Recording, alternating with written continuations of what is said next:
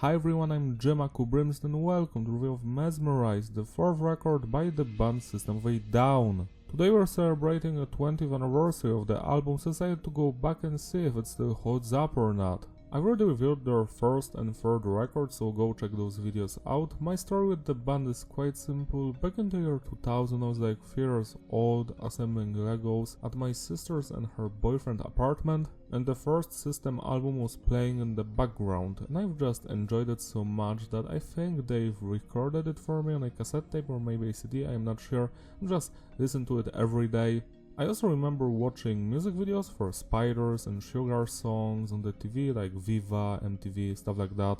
Later Toxicity was released and the band became an international phenomenon. Everyone listened to System, even my parents and neighbors. It was such a wild time, you know, just walking down the street and everyone was blasting, yeah, like Chop Suey, Prison song, Dear Dance, do. It was fantastic, I miss those times. And I remember when this record was announced and then released, and it was such a massive deal because they said there were going to be 2 albums in 2005, it's like a 1 record split into 2 parts. And from what I remember, because both albums charted on Billboard on the first place, for a very long time, those were the only records that have done so in a year. While Mezmerize sold really well, even better than Toxicity, and the band was always on rise, you know, becoming more famous, more money, more everything, blah blah blah. Internally, things weren't looking as good.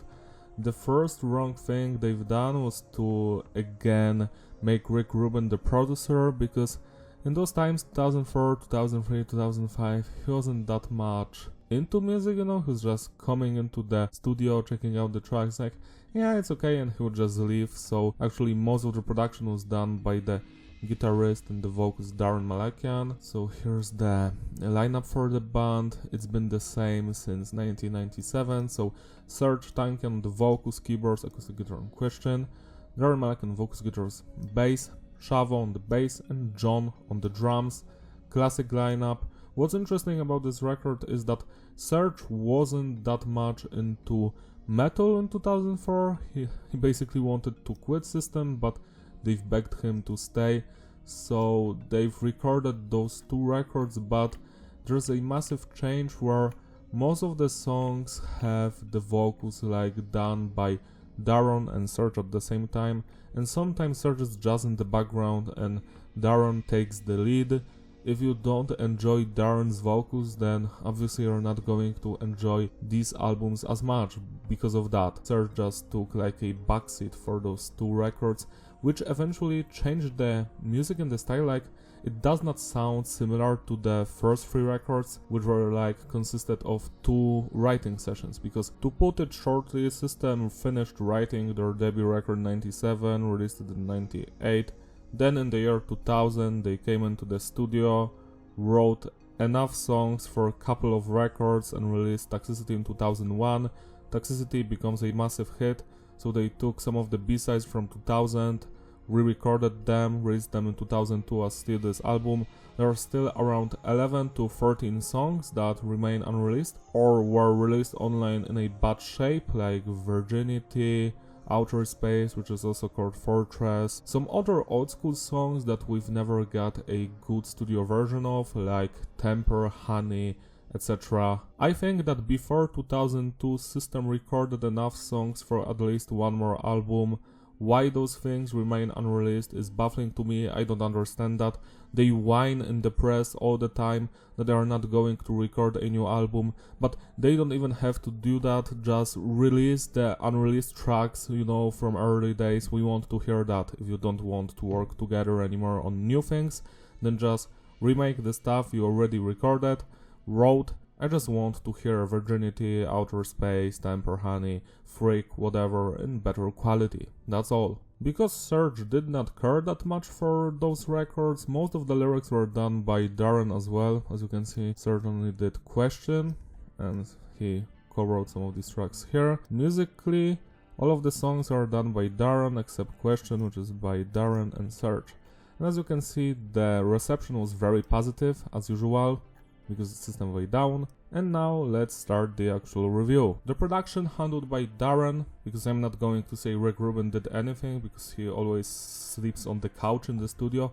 It's tight, it's clean but heavy, no there's no clipping, just the way I like it. I love how the drums and the guitars sound here, how the vocals are mixed, it all fits well, and I wouldn't want a different production, to be quite honest. Message is diverse. The songs are mostly political, about society, anti-war, anti-government. They're about drugs, addictions, sex. They're against corporations, etc. Each song is about a different topic, and I'm going to talk about that in details later. Structure-wise, most of the songs are basic, so standard intro, verse, pre-chorus, bridge, chorus, outro. Usually the bridge is like 1, 2, 3 different segments, and that's it, so nothing special. Musically, this is a nu metal record, but with lots of alternative metal vibes thrown in. It's way different from the first 3 albums, which were just nu metal. Like, you couldn't like call Toxicity or the self-titled records alternative metal.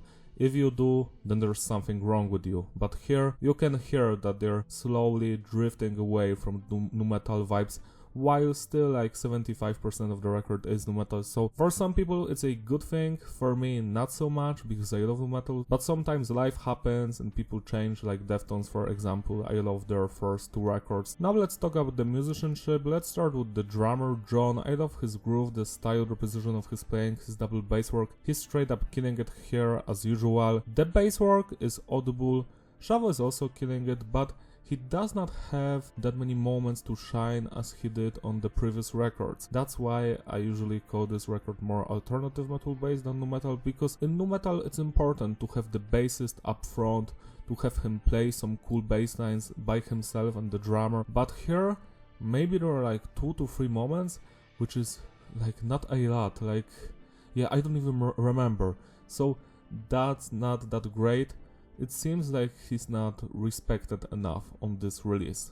That's just how I feel, personally. Next we have Darren and his guitar riffs, which are great. I love the crunchier, heavier stuff mixed with those more introspective melodies. He's always been a very cool, distinct sounding guitarist. When he plays the guitar, you always know that it's him. Then let's talk about some of the piano, electronic and symphonic elements that happen on some of the songs, like Question, the cocaine track, and it enriches the overall sound of the record, that's for sure. Last but not least, let's talk about the vocal performance by Serge and Darren. So Serge is straight up killing it. I've always loved his vocals because they're just so distinct, one of a kind, emotional, crazy sounding. He sings, shouts, yells, screams, growls, whatever, and it's always on point. Meanwhile, Darren, he's an acquired taste, I must say. Like, when I was a child, I wasn't that much into his vocals, you know, especially when this record came out. I was like, When the Lonely Day song dropped, I was like, this is awful. I was like 8 or 9 at the time. I was like, eh.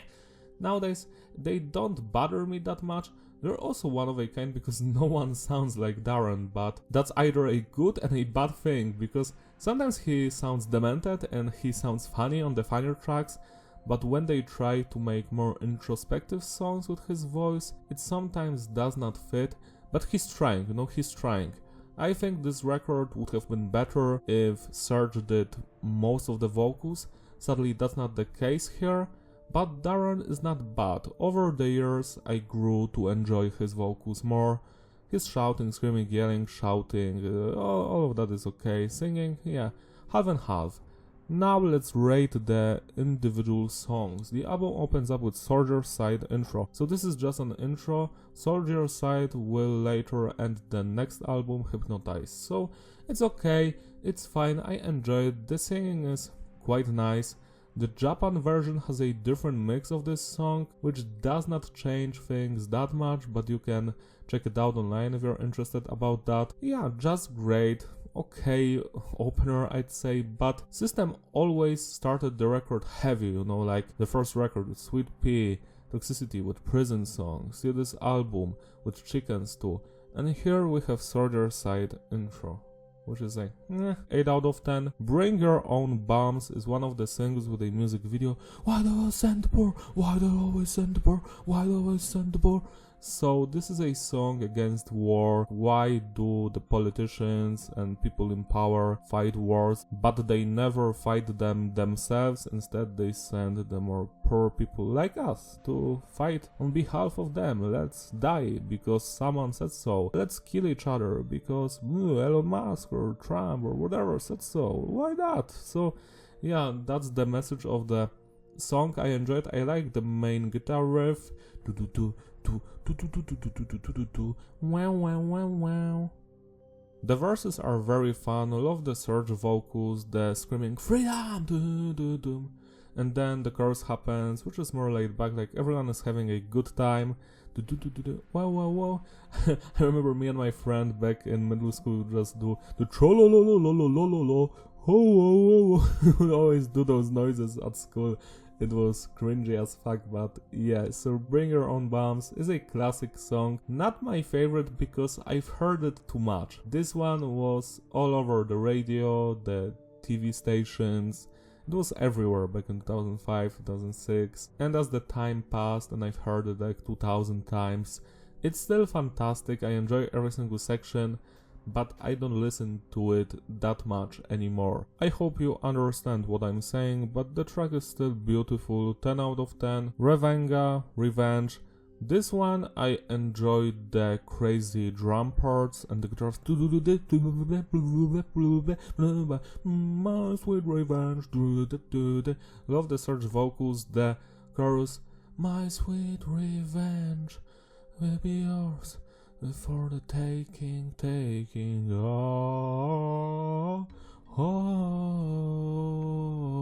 This song might be about abortion or something else, I am not sure, but I do enjoy it. The album version is actually way worse than the one they did on the DVD or the live cut that I saw on the TV many times. I am not sure why. This one is great, but yeah, I feel like they've always played this song better live. That's just my opinion, but it's a banger. It's almost as good as Bring Your Own Bombs. 10 minus out of 10. Cigarro.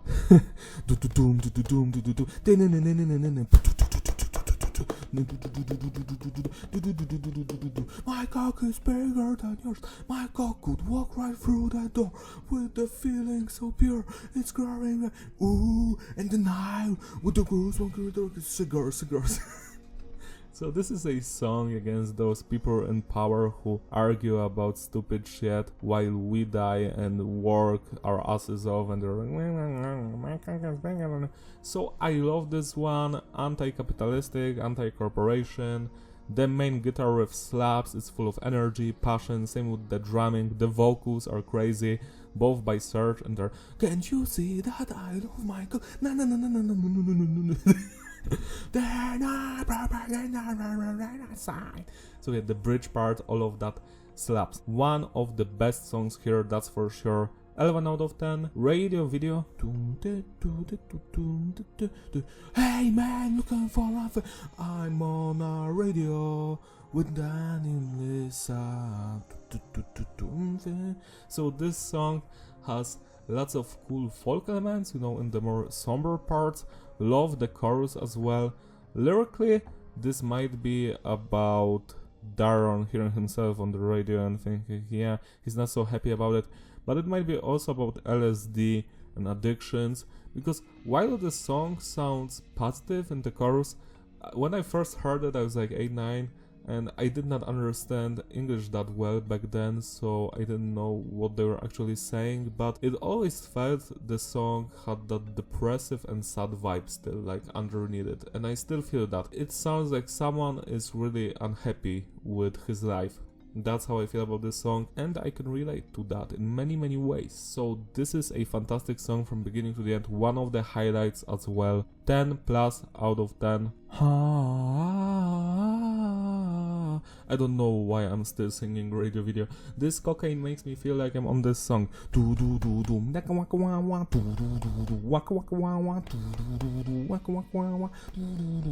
You're probably wondering why I'm always doing the song noises, why I just don't play the song. Because I don't want the video to be deleted by YouTube. You know, I want the video to still be here, like even after I die or something. So this cocaine is a fantastic track. It brings me back to the first 3 records of loved Serge's vocals so much. Don't eat the fish, remember that? Don't eat the fish. Great vocals, as you can already guess, the song is about drug usage. Fantastic, guitar-wise, drum-wise, bass-wise. Love the keyboard in the second section.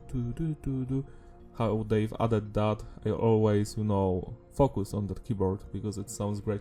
Yeah, another fantastic song, 11 out of 10. Violent pornography, choking chicks and sodomy, the kind of shit you see on TV.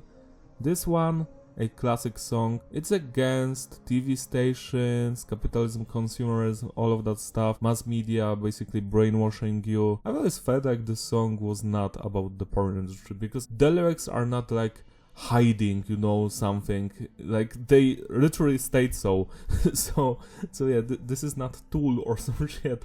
It's a great track, one of my favorite ones here as well.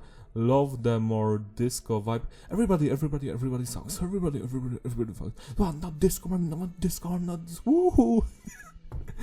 Sorry, I cannot sing, my throat hurts, but anyway, this one is a total banger, 10 plus out of 10. Question, my favorite song here, it's the best track from those sessions, right up there with Holy Mountains from Hypnotize. Question, Holy Mountains, these are the only songs that have quality of the first 2 records of System here for me, on those Hypnotize, Mezmerize sessions. So, question, beautiful vocals by Serge. Dreaming the night, dreaming alright. Do we know when we fly? Love all of that stuff, the acoustic guitars, the passages, the transitions, they all work fantastically. Chorus slaps, the crazy heavier part with the tremolo picking,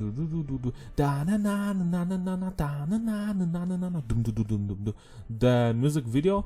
I remember watching it back in 2006 or something like that. I was like, this is amazing, man. And my favorite part, obviously, is that very long emotional scream at the end. So it's like, I don't know, 15 to 20 seconds long, almost just as long as what Chester Bennington did on Given Up by Linkin Park like 2 years later. Yeah, this one of the best songs, that's for sure. I enjoyed the lyrics, they're basically about reincarnation, but I always thought that there was something more about it, pondering what happens in life, what will happen when we die, blah blah blah, shit like that. Those are things that are like universal. Every human being on earth will always think at least once about that topic. 12 out of 10. Sad Statue. Again, another political song that, well, people just argue over and over about bullshit instead of uniting. Love the main guitar of the vocals here, banging, both by Serge and Darren. I love the more darker chorus. We all for such statue of liberty and generation that didn't agree. Generation. Yeah, the bridge also slaps.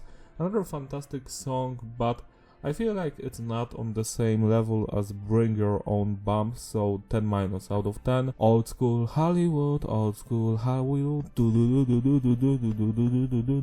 old school Hollywood, old school Hollywood. This song, I hate the effects on his voice in some parts. He sounds like a retarded android or something, like a machine. Also, the awful cheesy keyboard sections remind me of Children of Bodom, so I cannot stand that shit. This is the worst song on the record by far. I still enjoy the guitar riffs, the singing without the effects, all of that is great, but yeah, if it were up to me, I would remove this from the album. It's the only song that I'm like, should I skip this one or not? If I'm in a good mood, I'm going to listen to it and just ignore the Android voice, but if I'm in a bad mood, I'm not going to listen to this one. 8 out of 10, and the final song, Last in Hollywood. Oh, oh, oh, oh. I cannot do that shit, that's the intro. I love that part so much. The singing here by Serge is beautiful. Darren, on the other hand, he has his moments. This is the third best song here, that's for sure. It could have been the second one, but for me, I'm not that much into some of the Darren's vocals, that's why I'm giving it 1- because of that. Overall, musically, it's perfect, it's genius. I love the lyrics because Old School Hollywood is about a baseball game that Darren attended, and this one is basically about how Hollywood ruins people, makes them fake and just think about money and career. Yeah, Lost in Hollywood, beautiful song. I love the chorus. All your bitches smoking on Santa Monica Boulevard. Ho, ho, ho, ho.